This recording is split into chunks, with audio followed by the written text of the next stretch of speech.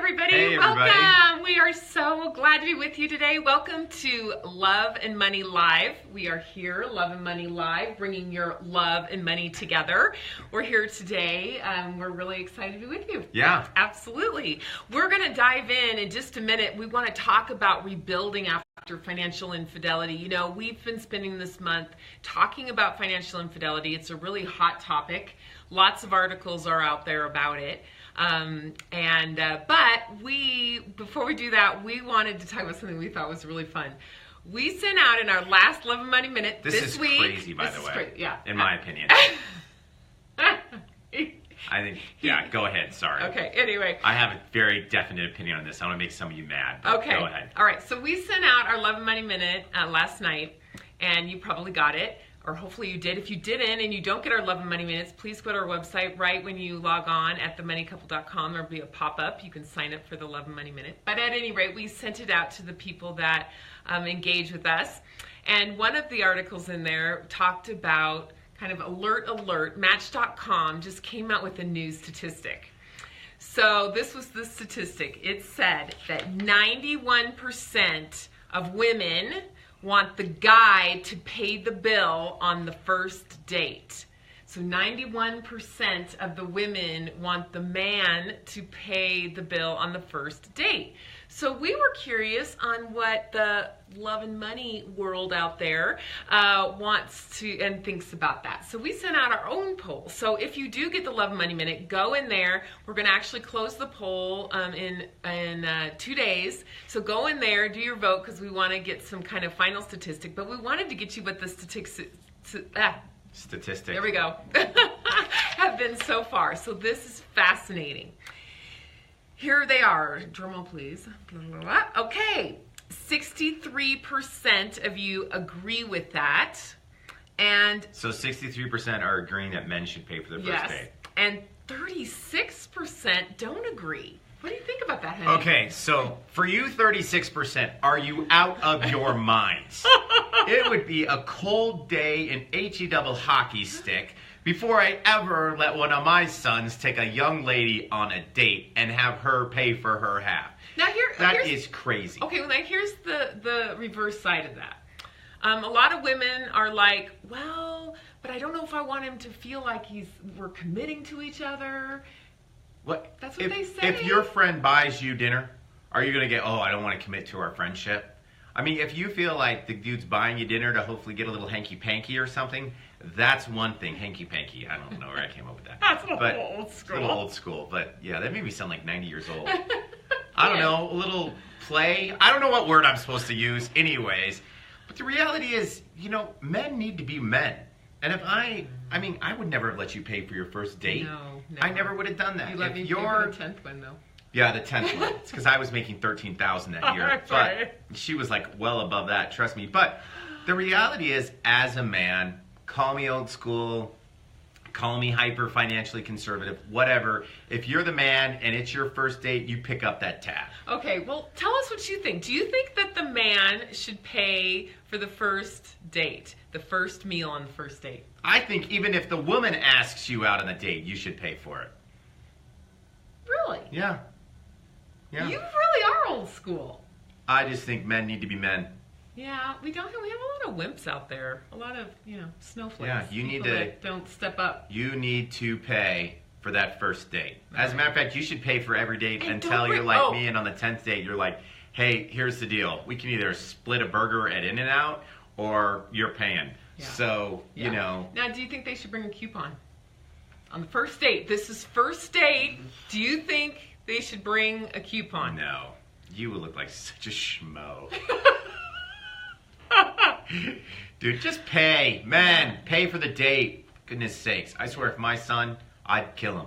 I'd make him mail her. Not that he'll ever see her again. Yeah. Women, if they don't pay, they're cheap. Get rid of them. All right. You've heard it right from here. Yeah. One part of the money Listen, we got to jump into financial infidelity. All right, we do. I'm all right. All right, now you are. That's right. Well, we love hearts. We love comments. We love to hear from you. So any of these ideas that we have, please chime in. We want to hear from you. and see what you have to say as we go a weird through. reflection on my glasses, so I'm actually going to take those off. All right. Well, thank you, honey. Yeah. Maybe you should like scoot up a little bit. We should both probably be, there we go. All right. Thanks, sweetie. All right. So here we go. We want to talk about 5 ways to rebuild after financial infidelity has been discovered. We have a lady who wrote in not all that long ago, and she was going through her husband's pockets as she was doing the wash, and she found 2 receipts in his coat pocket of things that she didn't know he bought. And it really made her mad. Yeah. And she just didn't even, it really made her mad. Here's the thing about money.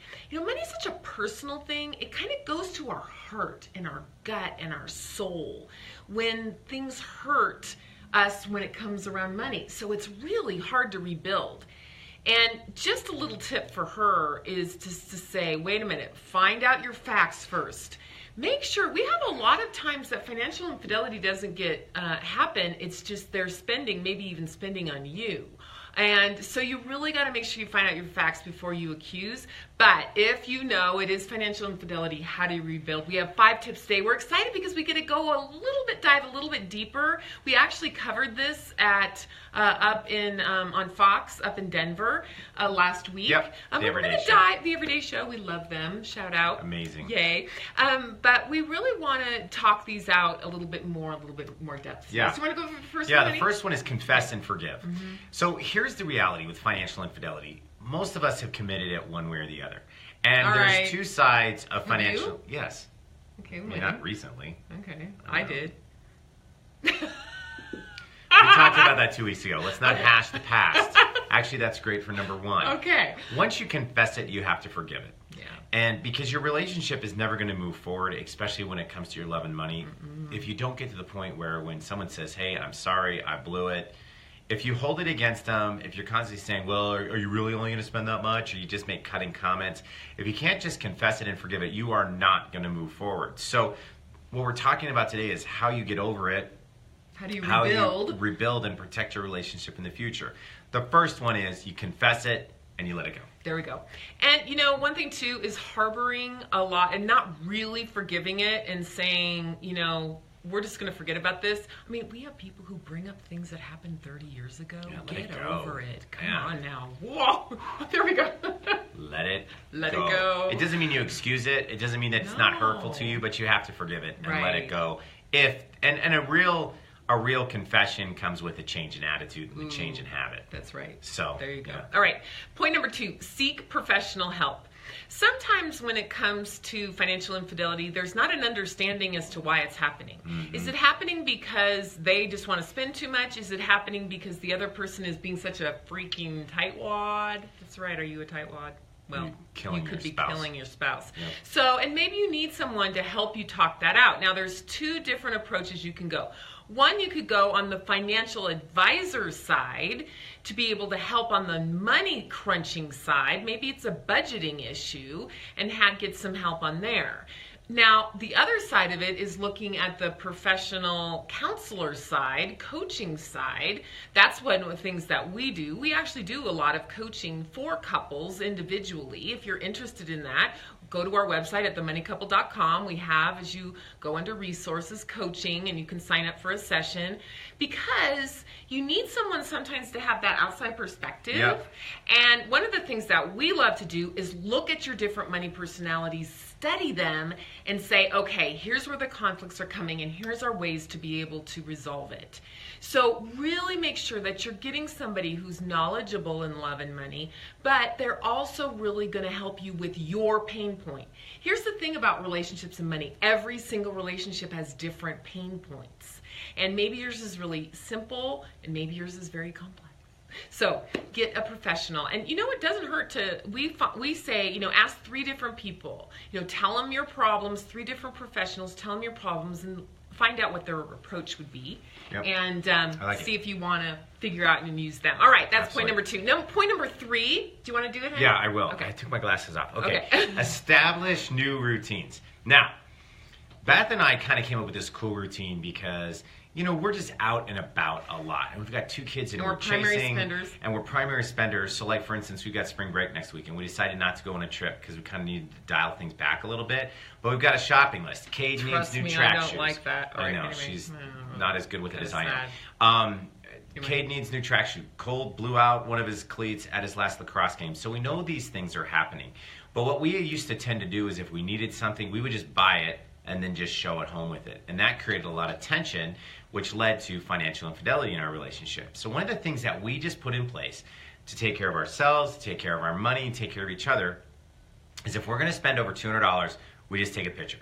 So not that I would spend $200 on a pair of cleats, but if a pair of cleats costs $200... Well, let's say both of them together. Yeah, both of them together. Yeah. And we hadn't talked about it. I would take a picture of the cleats, send it to her and say, hey, babe, this costs $210. Are you okay if I buy these? If she comes back with no, then I know that means no doesn't mean no. Sometimes it's not now. It just means let's talk about it before we spend the money. So establishing some new cool routines, it builds respect, it builds trust, and it kills financial infidelity. Another tip that we found is that when you know you've got an expenditure, let's say you need to go buy a new TV. Before you go buy the TV, agree on the amount. And Right. don't have it be like a ridiculous. Do a little bit of research. That's one thing I love about online is you can do a little bit of research. But let's say you were like, oh, I want to get it tonight, so I'm going to go to Best Buy. Make sure that you agree on the amount before you go. And also, too, then that'll allow you to do a little bit of research, too, if you want. Not everybody likes to do a lot of research, so you just kind of go to one place and get your best price. And that's going to take you some practice. Yeah. Practice makes perfect. There was a couple times when we first instituted, I know that we missed a couple pictures, but it drives a conversation and takes care of you. Yeah, it does. So that's one example. You guys do whatever you want to do. Yeah, exactly. Any other examples? Let us know. We would love to hear from you. All right. Next is remove barriers. All right. What is a barrier if you're going to be rebuilding after financial infidelity comes in? What are some barriers as to why that infidelity has happened, and how can you remove that barrier so it doesn't happen again? Here is probably one of our most important tips. If you have in your money personality combination either spender, risk taker, or flyer, all right, let me say it again, spender, risk taker, or flyer. If either one of yours are that, you have to have an amount of money that you can feel freedom to spend. If the other, if you don't, that's when you feel stifled, and that's when you want to just throw caution to the wind and just commit financial infidelity because who cares? No, we're talking about rebuilding your relationship after a really deep hurt has happened. So you've got to do things differently. You can't do the same things that you've done in the past. You've got to do things differently. And the way you do that is not just saying, I'm sorry. Let's say you are someone who has a spender, risk taker, or flyer in you, and you just said you're sorry. But there's no changes have gone on inside of your relationship and how you communicate about money. The same thing's going to happen again. It's just a matter of time when you say... Yeah, you've got to give that... I think the biggest barrier that most people have in their relationships is lack of flexibility. Yeah, it's like they feel controlled. And then you feel controlled, so the other person's going to commit financial infidelity.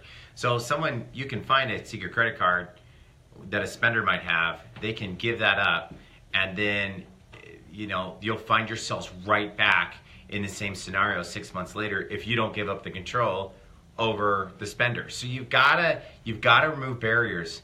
What do you? No, go ahead. Okay, you've got to remove barriers to make the relationship move forward so that you don't slip back into financial infidelity.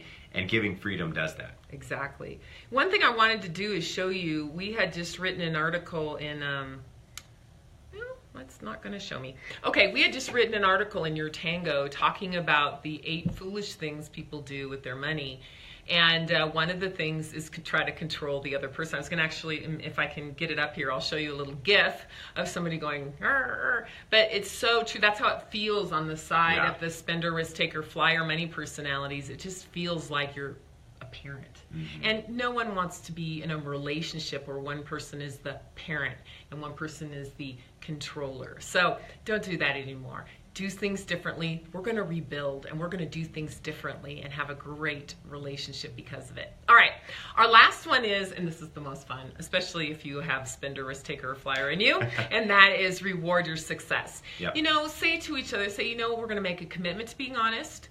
We've got this new line item in our budget, if you will, for me to be able to spend, so I'm not going to commit financial infidelity. And I'll tell you what, I'm going to take some of that money, honey, and in 6 months we're going to go celebrate, because we're not going to have lies inside of our relationship. We're going to be united front, and we're going to be a lot happier. And you are happy when you feel like you're on the same wavelength. And sometimes your relationship can be even stronger because you are actually rebuilding. I don't think as couples that we do the best job of celebrating our victories. I think we kind of just tend to move on from one. Sorry, we lost the picture for a second.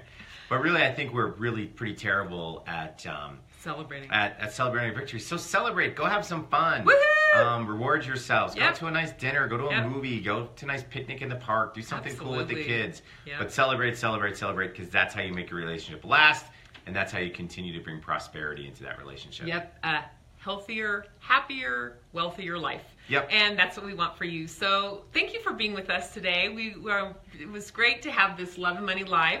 We'll be back with you next week. We have one more session about financial infidelity. If you have any questions, please feel free to reach out to us. Comment here. We'll be sure to comment back. Also, make sure you sign up for the Love and Money Minute. And if you need any coaching, let us know. But we're, again, really happy to be with you, and we're excited for you to be able to rebuild your relationship and bring your love and money together. So everybody have a great day, a blessed day. Have a great weekend. Week. Absolutely. And as always, make it happen.